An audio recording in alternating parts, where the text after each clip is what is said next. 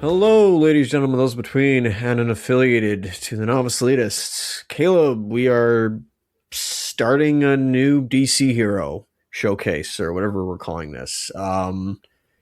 Green Lantern. By authority of the mystic guardians of the universe, on the far distant planet Oa, Hal Jordan, test pilot, becomes the Green Lantern, a cosmic crusader whose magical power ring at his bidding accomplishes the impossible. In his continuing fight against interplanetary evil, Green Lantern, Guardian of the Galaxy. Okay, I guess we already did Duck Dodgers, right? Never mind. Okay, we did that before. But now we're looking at other animations, and where did you find this, sir? Yes, where did I find this?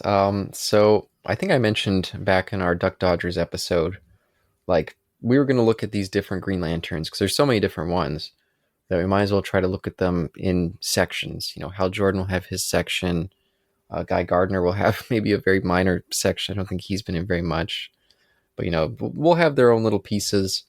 And when I was looking up Hal Jordan, I was like, what was the first piece of animation that he appeared in? And it turned out he did 3 segments in this series called the Superman Aquaman Our Adventure from 1967. And it's kind of weird to think that Green Lantern, I mean, he wasn't even 10 years old yet, the creation of the character, at least the Hal Jordan form. And yeah, this was his first time appearing in animation in 1967. That seems late for such a big hero. At least when you think about DC, it seems like they go back so far. It's weird to think that Green Lantern only appeared on our animated screens in 1967. Well, Hal Jordan version, not the Alan Scott version. Well, that I don't know. I couldn't find anything about Alan Scott appearing in anything earlier. I guess, okay, I was saying, yeah, pardon me, I was thinking like, well, I mean, Alan Scott was in the comics before, but I guess you're right, there was no radio dramas with Alan Scott as the Green Lantern. Well, maybe radio dramas. That could be. I didn't include any radio dramas on our list for reviews, but I do believe that Hal Jordan appeared earlier in the dramas. But maybe I've been neglecting that the radio drama part of the DC universe. We haven't really looked at any of that stuff. Now I think about it. I mean, are we ourselves not just an evolution of the radio? There you go. Yeah, spirits of the radio. Yeah, where's Amon? Oh no, Amon can't affect this feed as well. But so kick off our little Hal Jordan section. I figured why not go back to where it starts with him on the animated screens, played by Gerald Marr. I'm not sure how to say his name, but Confusion. Yeah, but definitely a big radio man himself, and coming in to do the voice here. Yeah, I guess that's some sort of a thing. Had you heard much about him before? The actor? Yeah, just out of curiosity. Like the voice? I mean, it sounds very 60s, I'll say that. It sounds very of the times. I wonder if he was on Twilight Zone. I would definitely love to know if he did some live action stuff and appeared in like anything that I would recognize, or if he was in a Disney movie, because that's how I know a lot of actors from the 60s is because of Disney movies. Oh no, yeah, that I don't know, but that would be cool. Yeah, I just asked because it seemed like he was a very famous radio man, and yeah, had a bunch of TV spots. He was all over the place, and he also played. I saw that he played Reed Richards in the Fantastic Four cartoon from around the same time. So I was like, Oh, there you go. Nothing against him, but I assume he probably didn't change his voice for that. So if you're watching this and then you watch the Fantastic Four cartoon, you're probably like, "Hey, wait a minute!" If you had ears similar to me when I was a kid, I was like, "Wait, why does Azula from Avatar: The Last Airbender sound like Sam from Danny Phantom?" Yeah, and I will have some comments for this guy. I do think that some of his deliveries in this are funny, especially every time he says "evil star." He seems like he says it the exact same way every time. Evil star! Like he has a very theatrical performance. Try my beam for size, evil star. I just think it's funny. I was wondering if you were going to say was he say Great Comets? Oh, yes, something like that. Yeah, which I thought was funny as well. Definitely this is, like if you're someone who's familiar with, say, Super Friends, like if you've seen quite a bit of that over the years, but are maybe a bit too young to have caught this show, it definitely feels distinctly older in a funny way. Even though it doesn't look necessarily older, all the deliveries, the way that the people yeah, overly theatrical deliveries really makes you realize, like, oh yeah, this is a different generation of animation or television productions than the Super Friends were, which is of course which I'm much more familiar with than this. Had you heard of or seen any of the episodes of this Superman Aquaman Hour of Adventure? No, no. As far as I'm aware, no. I had not. I actually have seen a number of the Aquaman side of it because I bought this little DC cartoon classics collection. It was called The Adventures of Aquaman, and it turned out that this is actually just a repackaged version of the Aquaman segments of that show, strung together as if it's an Aquaman solo series. So I've seen some of the Aquaman stuff, never seen any of the Superman stuff, sadly.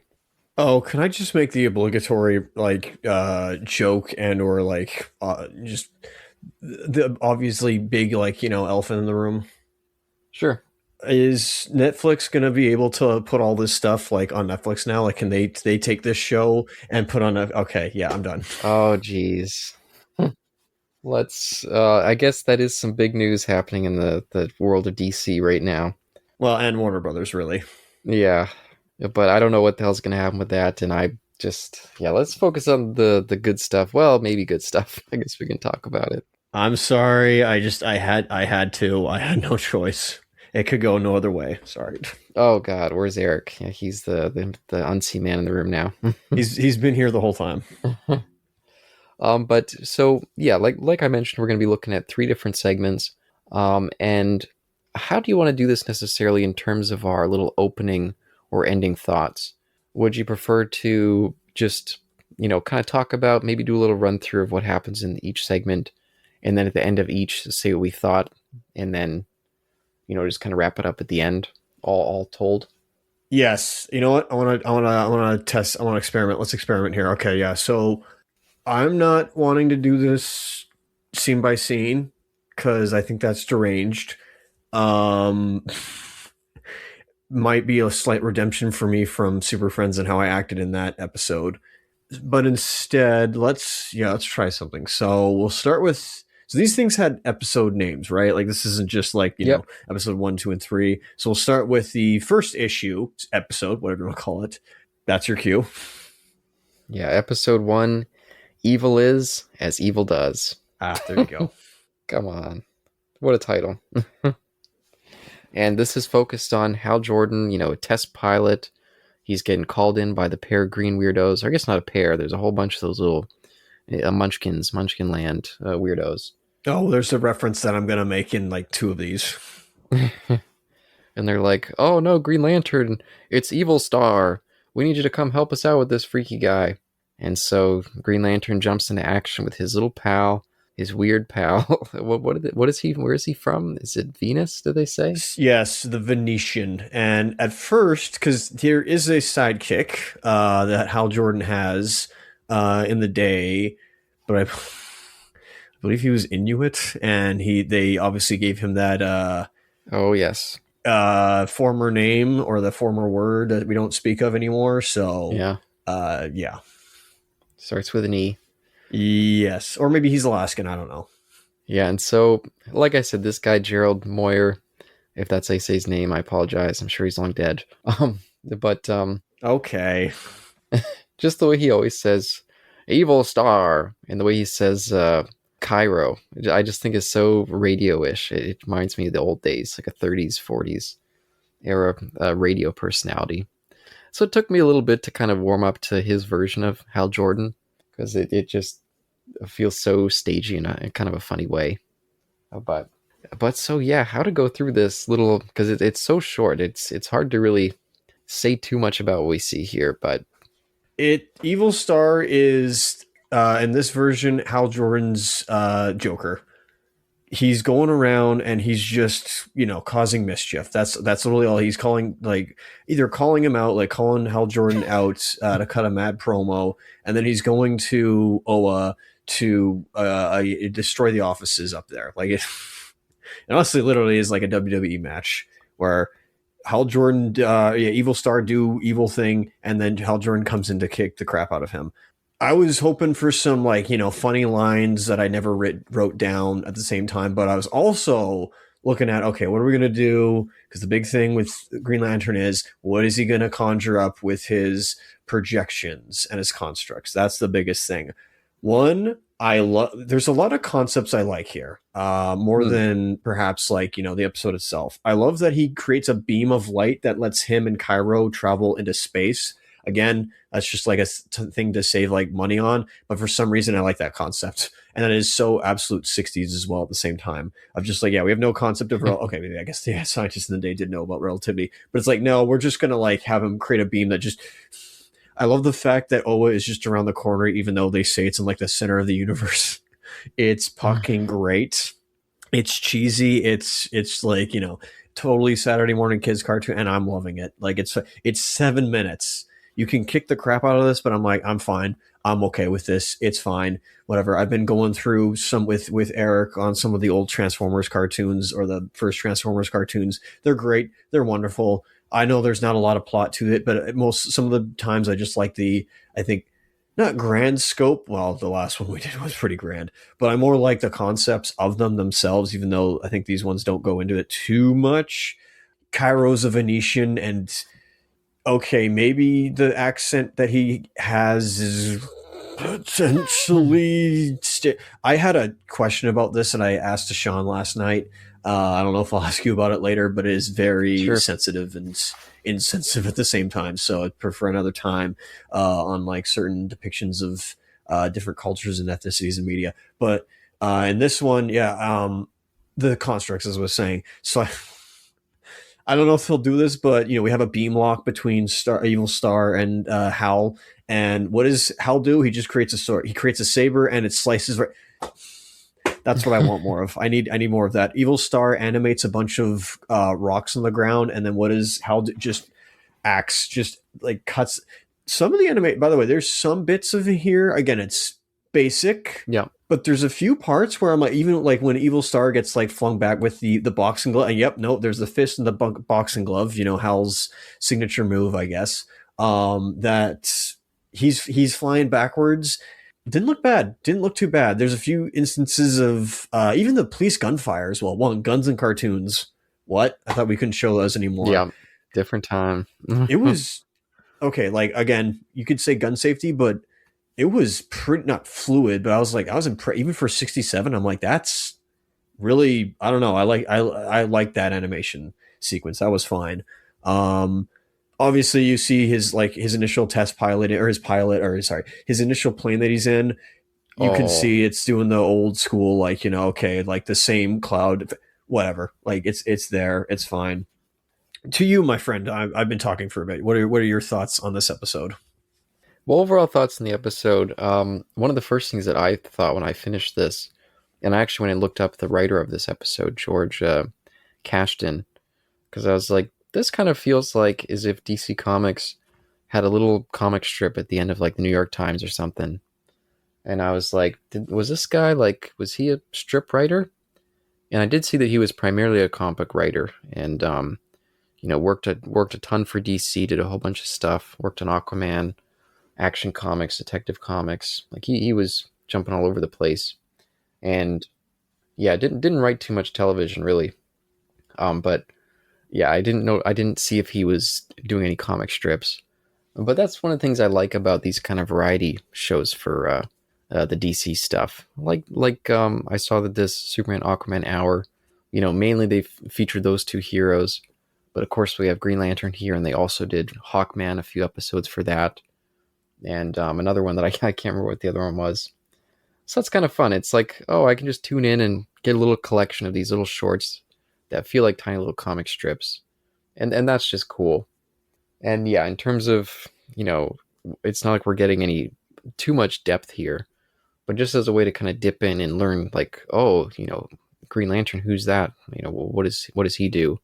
I think this gives you a nice little sampling of what that hero is. And in some ways, I feel like these TV shows were a way to advertise, like, hey, check out our comic books. And if I watched this, I think I would be intrigued to pick up a Green Lantern book.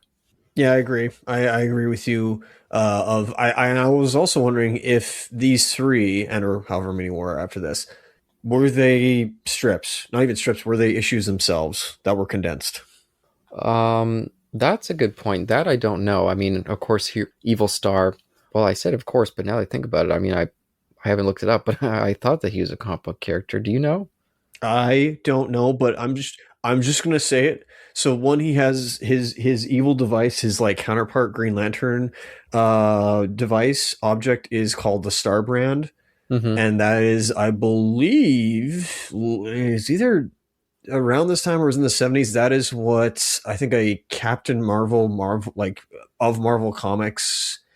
No, but there's an object in Marvel Comics called the Star Brand.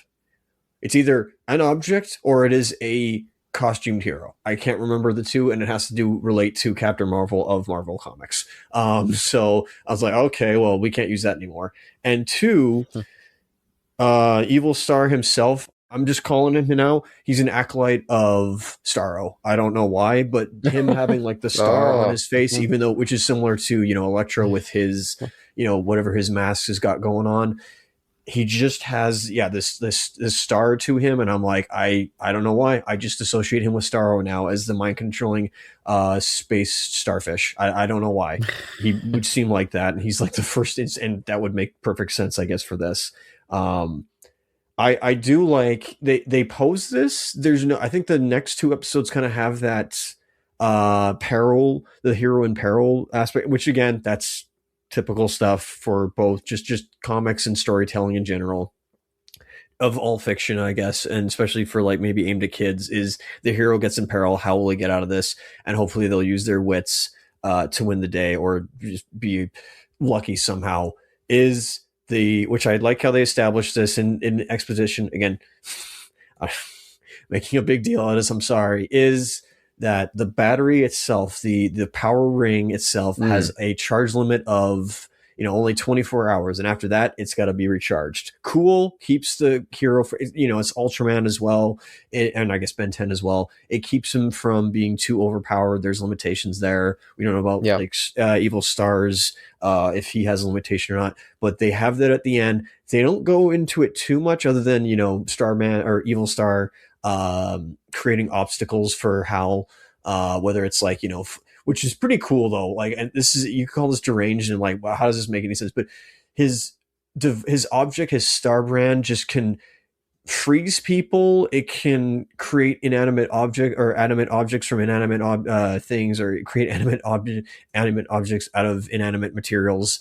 It can create clouds. It can turn like clouds into fire. It's like a thing that can transmutate matter itself. And I'm like, this Yeah. is definitely a like piece of a stock superpower that was used in a lot of Marvel comics as well, or just a lot of comic supervillains at the time, I believe, as well, where it could just do anything really.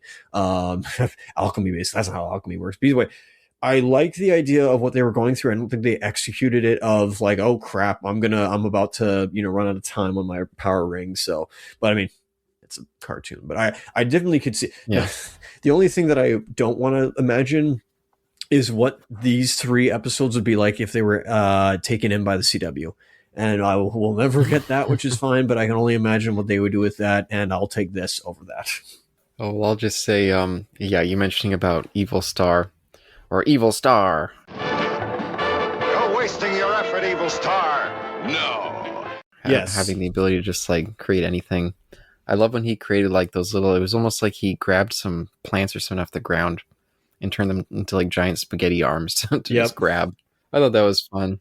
That the animation there was very good. Like, Yeah. okay, not.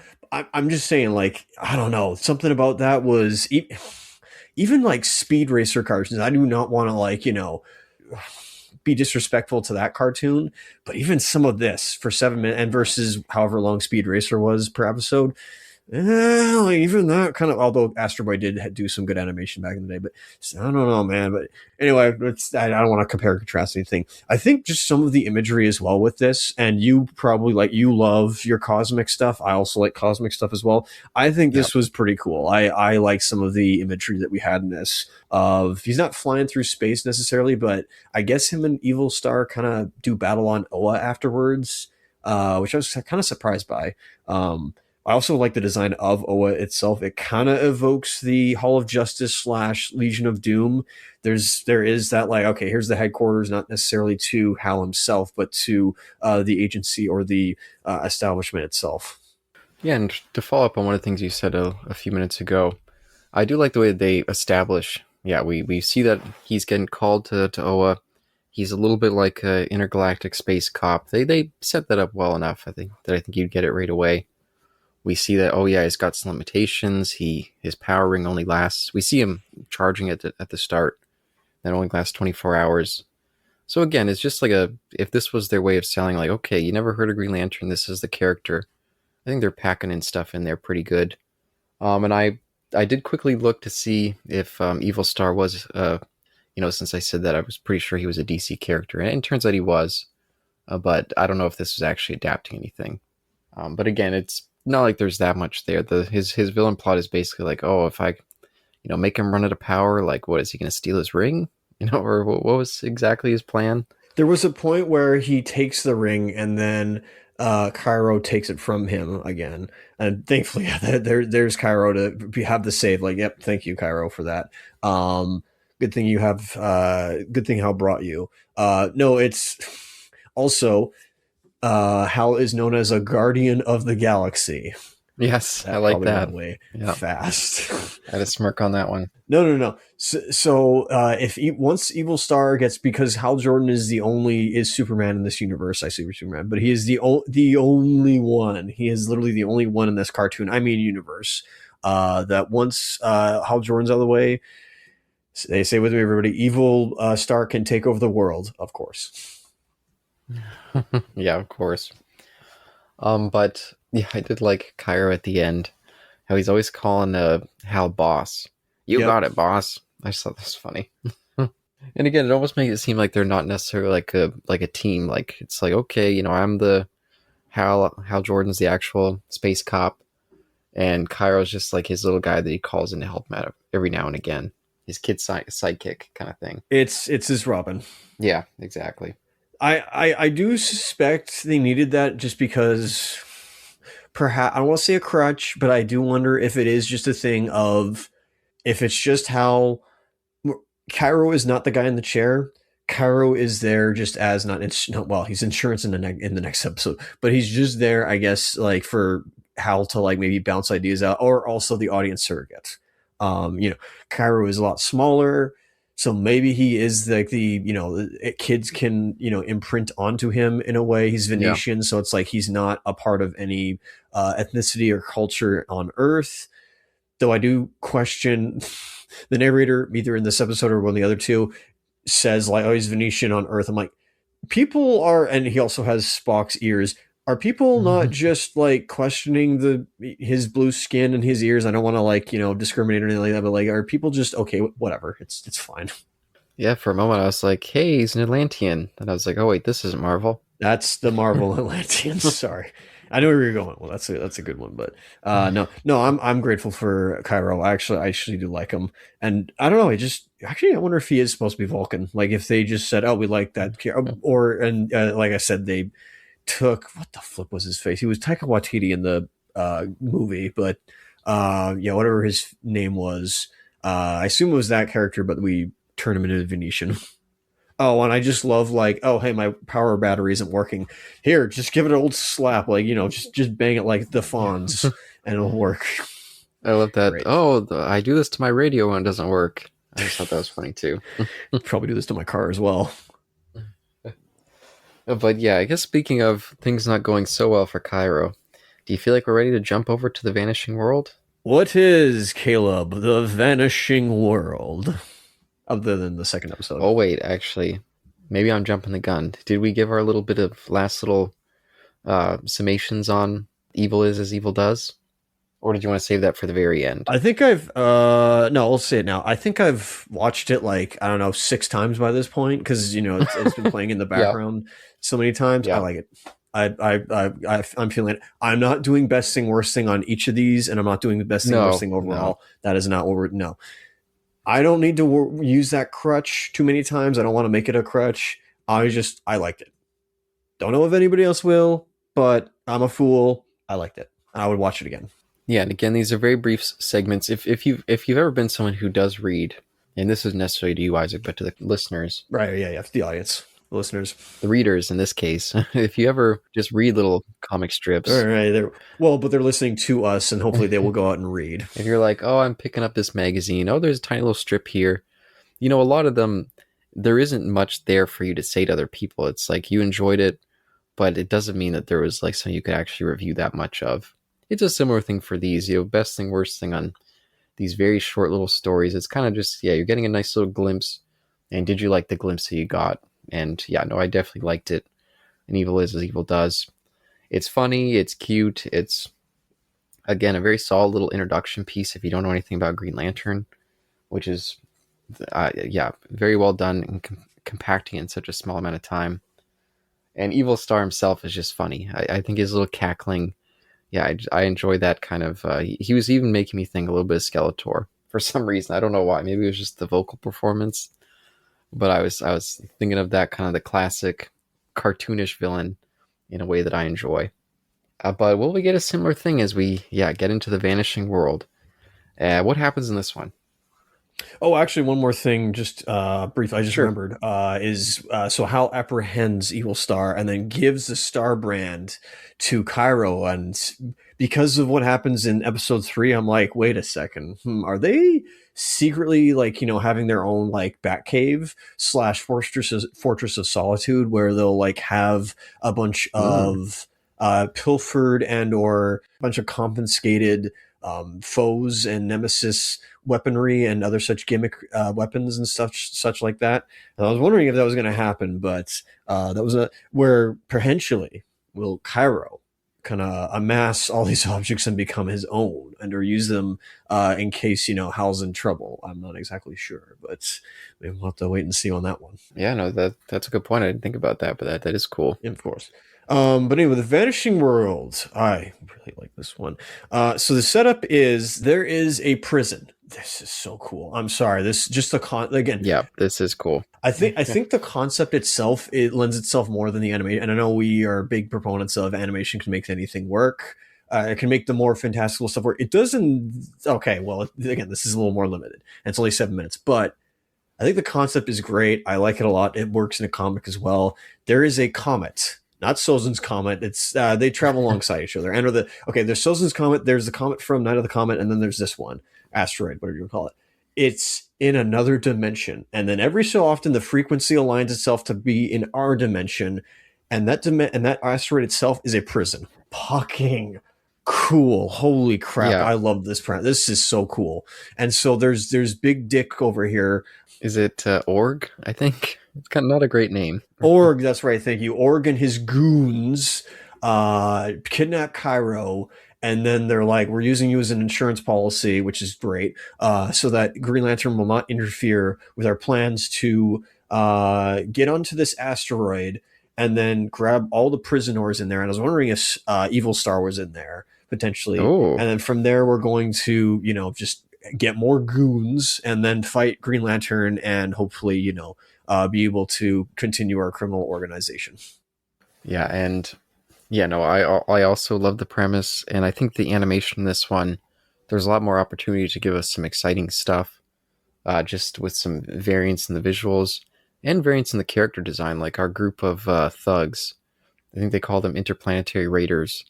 I think all those guys look pretty cool. Their faces are well realized, funny, cool noses, and the personality shines through as well of our little gang of baddies. So that's fun as well. Although some of the planes that Hal is testing, kind of out there, very 60s-ish though. But I would definitely Yeah, want to see some of these. I would love to see James Gunn realize on screen. I don't think he will, but I don't know. I was really liking some of these ship designs. I know they're not practical at all in any sense, but they are very like comic book 60s esque, and I'm okay with that. yeah, they're actually making me think of that recent Fantastic Four that Marvel did, that the movie, because they were going for that kind of retro, of maybe late 50s or early 60s futurism look. So they were borrowing some designs like that. But I definitely like that red ship in the first episode, and I like the Raiders ship here. And I I appreciate all that kind of retro futuristic kind of look. Org and his goons kind of remind me of some designs, not like stock designs, but I mean, there was a stock design in all these things. They remind me a bit of some of the designs in Rocket Robin Hood, and I guess also Legend of Hercules. Maybe not the Legend of Hercules, whatever, the Mighty Hercules. That's what it was, the Mighty Hercules, not the Legend, not Kevin Sorbo, the Mighty Hercules. What was the first one you said? Rocket Robin Hood? Rocket Robin Hood. Oh, I don't think I've ever heard of that. Have to look that up. No, it's kind of it's. I think Ralph Bashki had a hand in that.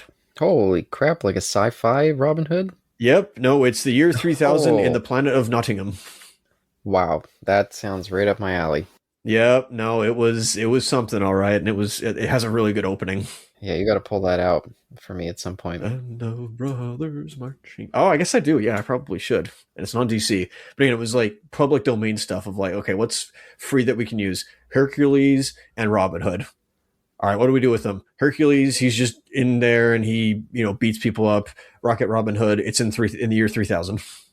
Oh, look at this! Not only was it a Canadian television program, but yeah, written by Ralph Bakshi. There you Very interesting. go. Also, I wasn't so when we're on the back to this when we're on the Sure. asteroid, I thought it would be like all these prisoners are on like inside what is it, inside like a building. Nah, this is just flipping like in like they're on Dune. They're literally on Arrakis. Just a hell world. Pucking. I was like, okay, that's that. All right, I've never said this. This is like one of my own personal stories. I once had a dream where something like this happened, and this was like a 2 or so years ago or whatever, maybe 3 years ago. I had this dream where it was a planet where all men on Earth are banished. Like I don't want to say like dystopian, but like the setup in this world is that all men are inherently evil from birth, and they Damn. all are just placed on this planet or asteroid or whatever it is. And then from there we look at the politics, and okay, actually it was 21. It was around the time of Denis Villeneuve's Dune. So maybe I stole a bit of that by accident. My apologies. But it literally was like, just what does a world look like where it's all men and they are all confined to this, like, they are told from not even birth, just they are told that you are inherently evil from Earth's standpoint. Like, so sorry, I just the red planet stuff, or the red skies in this crisis reminded me of that. Yeah, well, we do see that Hal Jordan and Cairo definitely fall into a crisis as they get attacked by that big beastie. Now that I loved. That was some fun stuff. Yeah, Puck and desert version of a Wampa. Yeah, or a giant version of the Gorn, giant hairy version. That's what I was thinking. Oh yeah, no, of the Gorn. Yeah, that's a good point. And I do like that Cairo. He's like, "Oh crap! Like boss is in trouble." Like the beastie has Hal Jordan all in the wraps, and Cairo jumps to action and kicks him right in the top of his head. I Yep. was like, "Holy crap! This guy's a beast." Yeah, I like the in terms of constructs in this one, we have Hal doing a really cool thing where he uses his beam tunnel to redirect this snake. The snake comes out of the ground Oh, and just starts zapping at Hal Jordan. And all he did, a clever way, he uses his beam tunnel to redirect the snake's breath right onto the sand wampa gorn. Even like a mole rat in a way as well. I was looking at that tail and like, that's kind of like a rat's yeah. tail. And yeah, just zaps it with there. And this one does play with the hero in peril of, okay, how is, like, because there's literally like I think, I don't know, I didn't time this, but it almost felt like when they said there's 2 minutes left of the comet or the asteroid about to return to its dimension, I was like, was this actually 2 minutes? Like I had to like, I didn't double check myself, but I was like, it feels like that. Oh, and you mentioned about the constructs. I did like too when Hal pulled out like his clamp arm. Oh yes, the clamp. Thank you for, I forgot about that. Yeah, the clamp arm. You're right. And he just snaps onto their ship, and they're like, "Oh crap!" And he goes over to the comet right when it's about to disappear, and he just slingshots that thing over there, and it Yep. just flies right into it right before it disappears. I was like, "Damn!" Like it almost seems like a cruel prison. Like those guys are just humans, and they're gonna be attacked by all those beasties. But Yeah, I guess it's almost similar to Space Seed, eh? oh yeah, a little bit. Just leave him there. Yeah. Yeah, just maroon them all on there. Although in Space Seed, it seemed like it might be. might be a nicer place. It turned out that it wasn't, but at least they didn't know. Hal Jordan knows that that place is like a hellscape. Yeah, and I don't know if the Guardians had this thing established, by the way, especially because they mentioned there is like an intergalactic prison. I thought this was that, which is pretty well.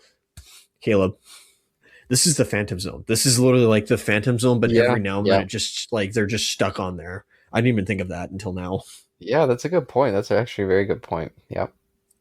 Yeah. Shoot. So this one's short. This one's a lot shorter, I think personally, but I still enjoyed it. I'll give my like final thoughts. It's I enjoyed it. Well, they're all the same length, but it feels like the plot gets started shorter. But no, I definitely agree with you. Yeah, I enjoyed it. I think that they give us some more varied visuals, and that's pretty fun. And I like to see Cairo getting involved in the action too. I was like, hey, look at this guy. No wonder he's the assistant. He's a little badass. So, so I was pleased. Yeah, when he's not captured, I know that sounds weird to say, but this was kind of probably the formula with sidekicks and why Stan Lee did not Yeah, want to do yeah. sidekicks at all, which I understand, Smile and Stan. But yeah, is the sidekick gets captured, brings the hero in, sidekick gets their moment to not, be a buffoon and, save the hero in that sense. And then a hero is the one that defeats the villain. Oh, and actually, before we move on to the last one, one of the things I wanted to mention that we haven't yet is the little opening theme that they do, where we see one of the creepy heads, creepy green guys. There's his floating head, like, oh, this is the story of Hal Jordan, a test pilot who becomes empowered by the Green Lantern, and that little number that they do. Did you like that opening? I do like the opening. I wonder if you can use that in this episode. Oh, that's a good point. Yeah, no, I can put it right at the start. Yeah. Yeah, there you go. But I also love how they say magic ring. I'm like, okay, that's the Yes. biggest thing is like when they did the magic ring thing, I feel like when okay, I don't remember because I haven't gone back to the original comic run, but I'm pretty sure they wanted to, start again. And by the way, that's when I say start again. Boy, did they like cook with that like version of Green Lantern because Alan Scott comes in the 40s, but then there's this version of Hal Jordan, and it was all about the science. Like Hal Jordan was an Mm. Earth-based guy, meaning that I think they may have gone to space. I can't remember exactly, but he was dealing with he freaking dealt with Solomon Grundy for pit's sakes. But Hal Jordan, no, he was a space. He was like, in terms of, what the feeling was at the times. I mean, obviously there was pulp stuff but no, the 50s space race and space age, like that was what Hal Jordan was. And they took advantage of that. But it's funny they say magic ring because I'm like, I feel like they were trying to be more sciencey than like magic. Yeah, no, that definitely stood out for me as well. But I'll say one of the things that stood out for me the most in this little opening is I love the fact that after the little green weirdo does his opening part, and we cut to just like the Hal Jordan piece. I like that the backgrounds are always flashing, even if it almost looked like they were taking animation that maybe was used from something else, but then just putting that flashing behind it. Well, actually, now I think about it, we didn't see any of the scenes from that opening in any other episodes, so No, I think that's all its own episode or its own animation. Excuse me. yeah, no, I guess I'm wrong there, but still, I appreciate all the flashing in the background. It's kind of cool they put so much effort into this little opening that they only used 3 times. They only made 3 of these episodes, and they did their own little opening for it. Oh, that's That's true. cool. Um, yeah, and honestly, like, because this whole thing's pulpy. Like, this thing is like pure pulp. Like, it's straight from like the comic books itself. Yeah, Like Hal just being on an asteroid that's gonna, it has a ticking clock of like it's going to return to its other dimension. And he's battling like these two denizens of the like these two beasts from the denizens of the world itself or the asteroid itself. Like that's pure pulp right there, and it's so cool. yeah. That's why I like it, even if it's not fully realized animation wise. I don't care, it's fine. But no, the thing that I noticed with like the opening though was I was like, wait a minute, is that a stand-in version of the Enterprise? Oh, that's fair. Could be some similarities. Because when he does his signature punch from the ring itself, he stops a ship which could just be like an evil ship, air quotes, like the bad guy ship, Hmm. but it suspiciously looks like it, other than the saucer being different, it kind of looks like the Enterprise if you squint a bit. And I almost want like this is my crackpot theory of oh, are they trying to use what is, to Americans, if they were watching Star Trek at the time, which, this is prime Star Trek, if I recall. Um, they're like, oh, see, Hal Jordan's stronger than the Enterprise itself. Like the Enterprise, we know its capabilities, but no, Hal Jordan, he's got the power that's even greater than all the Enterprise itself. Yeah, no, that could be. Yeah, I guess, yeah, because they're both the sci-fi. Which I guess in a way marks the first crossover, unofficial crossover with Green Lantern and Star Trek because they did do some crossover comics. Oh, those I'd love to check out at some point. That sounds cool. But yeah, do you feel like we finished up with the Vanishing World? I'm sad to see the world vanish once again, or the asteroid vanish, but we move on to the third piece. This is now like an anthology show. That's kind of funny. It's like we're doing memories again. Yeah, and again, that's one of the cool things about this whole Superman Aquaman hour is I do appreciate all the little anthology elements, all these little shorts packed into an hour. But for the final one, we have Serena, Empress of Evil. So, ooh, that gets me excited for. We've already been doing some pulp. Maybe we're gonna get into some sort of space opera stuff. We get a big alien queen. This is exciting. And in terms of the plot for this one, again, it's only 7 minutes, so there's not that much.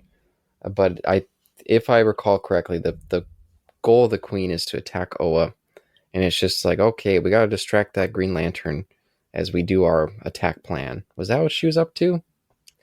So okay, what happens here? Yeah. So there's like some smoke and mirrors that goes on with the Wicked Witch of the West. I mean, sorry, Oh, Zarina, yeah. whatever Mhm. her name is. Literally, her castle is kind of greenish in a way. Yes, I will admit she did kind of have the appearance of the Wicked Witch of the West from 39. I don't know what it was, but she's giving me those vibes. Not fully, of course, but she wants to take over the world, universe, of course. So is it? She has a planet, and she has this device that grips it, just like tentacles or tendrils that pull in, and her tractor beam that pulls in other like passing ships. Mhm. And the lure this time is she nets in Tom, one of Hal Jordan's friends, and Cairo, who are both in testing a pucking spaceship, which I pucking love, and pull them in. Hal Jordan goes over there. She's like, got him. Gets in this future mascot, and spits him pits him against Hal, and then basically takes the ring, captures Hal, and he's helpless. But Cairo is still to be. He's the one that saves the day. So this one kind of has a skeleton of the previous one where we need to capture Tom and Cairo for assurance, or at least to lure in. This one's more luring in Mhm. this time because she does. Whereas the previous one, Org just kind of saw the Green Lantern as a nuisance. This one, she kind of the Queen wants to get the best of. She wants to get the best and win one over from Hal. I could really see like her being like this recurring villainess that like wants to always like either not marry, but yeah, just see like she's like the Skeletor almost. Like she's the one that wants to see him like burn or whatever. But anyway, and she has these. What further gives her the impression of being the Wicked Witch of the West stand-in is she has these flying henchmen as well that can fire like energy from their horns. Oh yeah, that's fair. I didn't even think about that. Yeah, and I did like their design. They look pretty cool. These yellow, kind of monster bat-ish looking things. Yeah, no, like basically like combative bats almost. And what is it like? Yeah, they're yellow. Her castle's green and yellow. Yellow brick road. I love that the interior of the castle. It's like she's always up against like a maybe red or orange. Again, my color blindness a little bit. Couldn't quite tell. Yeah, you're right. Kind of marigold as well. Yeah, I love that's very comic book panel ish, for especially from back in the day, where it would just be like a big color in the background. I always love that.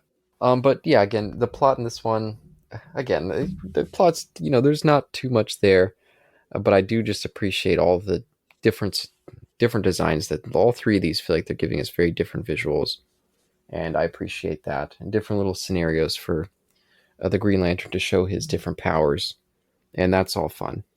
But again, I feel like I feel like I don't have as much to say about this last one. I'm not sure why. I'm so surprised you are not bringing up the mascot, The mascot, which part? the bird. Oh, their little what was his name? BB. BB, yeah, space hockey. Okay, no, space hockey was cool. I did really like that little guy. I lit up like when I first saw this like a few months ago when we were supposed to do it. I was like, okay, whatever. But then I guess it just sat in my brain for a while, and then I came back to this. I was like, this is fucking great. I love that we kind of have at the end, like I mentioned in the first episode of like, okay, so Hal confiscates the Star brand from Evil Star and then gives it to Cairo. This would have been a great opportunity for Cairo to use it, especially when the Guardians of the Universe communicate with him as well. Say like, okay, we can't do anything, but we can at least communicate with you, saying where Hal is. He's over in this like top of the spire or this tower or whatever. But it is the one where the Queen just disposes of BB, and then he's the one that helps Hal in the end, which I definitely liked. And I guess with what is it? Cairo also maybe was either familiar or at least convinced BB to help out because she turned out the Queen turned against him, or not turned against, but thought of him as disposable. Yeah, he's red. He kind of looks like he's hawk-ish, excuse me, but even still, yeah, I don't know, I was like, I looked at him like, hey, it's our Momo, it's our Pabu, it's whatever you want to call it, it's the cute furry sidekick. Yes, thank you. I was more thinking about him from the very end, that cute little scene when Kyle's like, "Can I keep him?"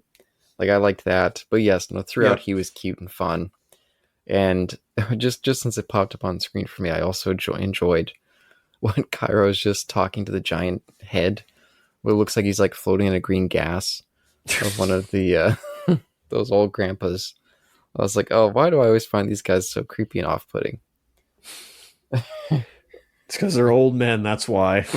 It's like we know what's best for humanity, or we know what's best for everything. Yeah, and they're just short in a weird way, and yeah, no, they're just funny. It's the opposite of Yoda. Like I don't. Again, just use episode 5, nothing else. Like how come we like that character Yoda? Well, I don't know if you like that character, but I like that character Yoda. Just because he's whimsical, he's mischievous, but he's got hidden powers that we don't find out until later. So it's like, how come we trust him versus these guys? It's just because Well, they may not be pulling their own load. now that you mention it, actually, there is a similarity with Yoda in the prequels, where it's that same like they feel like detached, they feel like they're part of like a creepy order that I don't understand, and I could see one of them being like, "Oh, Hal Jordan, oh, Cairo died. Well, mourn him not, miss him not. Having emotions leads to the dark side." So I can buy in. That's funny. Constructs. This one we have multiple punching gloves, where there's a whole line of goons that just come at Hal, and he just creates multiple arms and punches. Yes, I love that over and over again in like an assembly line. That was great. I love that. Another one is he creates this little more spherical half moon shield-esque construct that like puts out the exhaust port of some of the Queen's ships, and then when they launch some bombs or missiles at him, he has a springboard, which I did appreciate.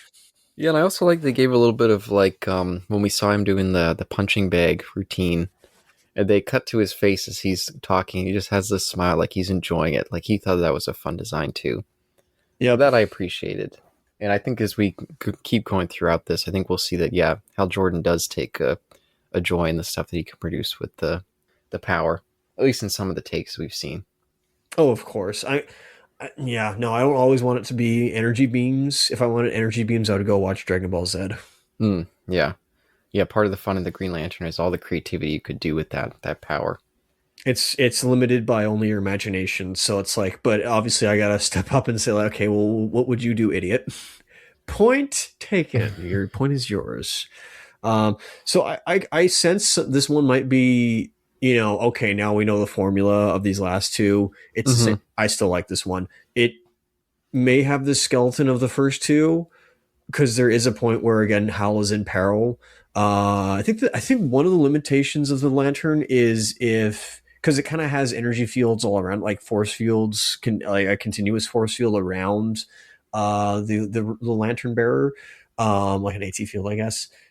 if you're caught off guard, like if you're not aware of something that's directly behind you, or at least if you're not aware of like danger in front of you, unconventional attacks might be, what gets through the ring's defenses, but they don't establish that here. This is stuff from like, I don't know, later comic books or something like that. So when BB's fired by like, was it like mental, the queen has like a mental ray, and then BB fires at like right into him. I guess it's like the mental block is supposed to like, make him lose concentration. Then BB's just like, a baseball that's beamed right on the back of his head. Yeah, yeah, that's fair. Oh, and I guess I forgot that. What is it? Oh, wait. While Hal goes to deal with the Queen invading Oa, or before she invades Oa, Hmm. which again, where the flip are their defenses? Are does Cairo go and get Tom? There was a line in there that Hal was like, "Here, you stay here, and you go grab Tom, the other test pilot." So just make sure, like, make them covering their bases. Oh, I I had something to say, but I haven't been able to remember what it was. But Oh, I'm sorry. no, it's not your fault. I feel like for whatever reason, this third one, maybe I just watched it and it just seemed like it just shot. This one actually, for me, felt like it was shorter than the others. But again, they're all the same length. But it just felt like it shot right. I know, it's so impressive that it is like 7 minutes 10 seconds exactly. Yeah. But I feel like it's shot right by. But again, I feel like I don't have too much to say about it. But I did just love the visuals. And I like the queen as she's like guiding her little space brigade, Yep. assault force. One, Hal Jordan makes quick work of a tractor beam faster than Return of the Jedi. I know you'll probably appreciate that. And two, I completely forgot about how Hal disposes and or neutralizes some of the goons in this. So some of the Queen's henchmen can, as we said, are like can fire blasts of electricity or whatever, Hmm. or energy from their horns, right? Their antenna. All Hal does is just take like a construct, a beam that has like a small finger, and just points, redirects the antenna up, Yeah. Yeah, I like that. or their horns up, to then just zap themselves to have negative feedback. Which I thought, okay, you are not immune to your own energy that you're putting out. Yeah, that was definitely fun. That's like if a snake accidentally bit itself, which I think is impossible. Will it like be susceptible to its own venom? Yeah, that's a good point too. I never thought about that. I would think so though. I would think that they would have something like that in there because if they, It's the same thing with a lot of like all those critters, little guys that do have like the venom or the poison part of themselves. Like their body produces it, but can they are, I won't say immune, but can they resist it if it was like put onto them? Which is kind of hard. But I guess like if two snakes were attacking each other, other than like loss of blood from fighting each other, can the snake that got away, like both got away, but they took a bunch of like bite marks that had venom in them, will they like die to that other snake's venom? That's the question. yeah, that's what I was thinking. Like, say they were having like fighting over like someone to mate with. All right. Were they going to just kill the other one with the poison? Like that wouldn't seem very helpful for the species. So I'm assuming they would. Yeah. Yes, no, that's fair. Wonder if they evolved to hopefully be have a neutralizing agent, or just not be susceptible to them. Sorry, that was completely off tangent. I asked Steve Irwin, but maybe I'll ask him in the next live. Damn. And no, in this, I'm happy. I think at the end, and also Hal can go through walls, because when he escapes captivity thanks to BB, he just goes through the wall like Kitty Pryde. But I think it more was like a field or something like that that like got him out, or maybe it's a wormhole. I'm not exactly sure, but it doesn't matter. I'm okay with it. In the end, we get a new mascot. Like I said, we get a new Momo, we get a new Pabu, we get BB instead. And honestly, I don't know if the Green Lantern, the animated series, has that in there, but I kind of hope they do, because that critter I was liking. I'm like, I kind of want to see that if that's the case, and if he's in the comics at all. Oh yeah, no, I don't know anything about that. I don't. I'd be interested to look into it. And I guess that brings us, I think, around to the end of this little third episode. Do you think so? Dude, if he was in the was the Super Pets movie, or whatever that thing was from a few years ago, Oh, that'd be an insane pull if that were the case. that'd be cool. Yeah, that would definitely be cool. Um, Oh yeah, I'm feeling this. I got yeah. I'll just say this. I'm feeling this. Yes, me too. Definitely feeling this one. And all three of these again. I think that they're all fun. I think because each time I've watched them all in succession. I just think of them all as one little, 30-minute episode. And in that way, I think that, yeah, I would recommend this package as if you're looking to see some more classic Green Lantern and you don't want to sift through all the Super Friends stuff. I think this will give you a nice little flavor. And yeah, definitely one that I'd recommend. Oh, and as I had said before as well, at the end, what is it? Hal explains that the Queen was then sentenced to like a prison, and that was where I thought, oh, is it? They probably wasn't the same, but is it the same prison as the one before? That was my big Mm. question. Of did they somehow like put her in like the Phantom Zone / the Phantom asteroid? Not exactly sure, but that doesn't matter. Yeah, and I guess just as a little bit of production. Oh, actually, I guess we got to do our little. No, I guess we've done our little, yeah, overall thoughts. So I'll say as a little bit of a production note. I'm not exactly sure if Green Lantern First Flight is going to be our next one. I do have about 5 comics related to Hal Jordan that I'd like to cover. But yeah, other than that, it was just the movie and then those 5 comics. Then we're going to move on to John Stewart. Remember I forget which one it is, but I believe there is a movie like the movie The First Flight is based off of a comic. I don't remember which one it is, but I know it is based off of something. So we have to do that one before the movie. Oh, that's interesting because I tried to look it up and I didn't find anything related to that. Oh, was it not? Okay, I could just be speaking out of my gourd, but Yeah. okay, wait. Okay, wait. So is it oh, shoot, I forgot which one it is. I used to know this. Is it Emerald Knights first and then First Flight, or is it Knights first then Emerald Knight or First Flight? I can't remember whatever one is the tie into the movie. Ryan Reynolds movie, excuse me. First Flight, I think, is kind of packaged as being alongside the Green Lantern movie, like Oh, the Ryan Reynolds movie from 2011. yeah. That would be Emerald Knights. Yeah. Okay, thank you. That was how we were going to end it. Yeah. I like that. That's fine. And actually, I forgot that there was actually one more thing it was that 2012 Hal Jordan led Green Lantern series, CGI animated. We're gonna do an episode of that as well. Yep. I guess Pilotsville. Yeah, I guess we could do the pilot. Yep. So yeah, our Hal Jordan section of this series is not going to be very long, at least for now. If anyone has any recommendations they'd like us to cover, please let us know. Jason, as always, you're our guy. You're our man. You're our number one guy with this stuff. Absolutely, yeah, And of course, you're always welcome to come back on the channel, absolutely. I'll definitely reach out for some of this Green Lantern stuff. or just other comic book stuff as well. Yeah, there you go. But until then, yeah, I guess we don't have too much more to say for this one. But I mean, I'm definitely excited to kick off this Hal Jordan section. Again, I'm someone who's not that experienced with Green Lantern stuff, but I've always dipped my toes in, and I've always wished that I could dive in a little bit deeper. So I'm excited to jump into this. Yeah, no, it's wandering like we're going into the horizon. That's what we're doing, and there could be so much stuff on the other side. Yeah, very excited to find out. And thank you once again, Isaac, for joining me for this. Yes, my pleasure. Thank you, Caleb, for being here as well, and ladies and gentlemen, those between unaffiliated. Till next time. I'm kind of upset that Cairo and BB were not included. They did not get a letter into the Teen Titans or Young Justice. How could they? He's a sidekick as well to Green Lantern, and he may not have the same theme going on, but hey, come on. Why not? He should have been inducted. He's got the Star Brand as well. Maybe he took some other devices or objects from the Queen or Org, who even knows. So I'm pulling for Cairo that he should be get his ticket in, and he'll probably have to go through a whole 24 weeks of grueling jobber matches or something like that just to get him into the Teen Titans. Till next time, peace.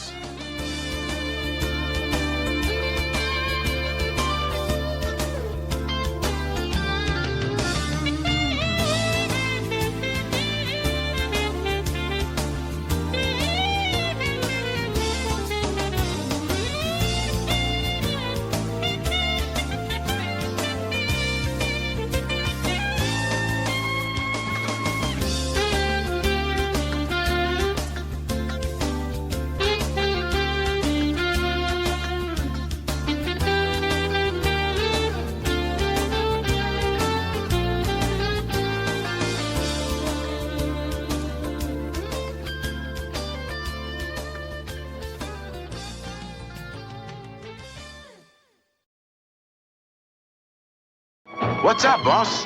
Big trouble, Cairo. Green Lanternsville, huh? You know it.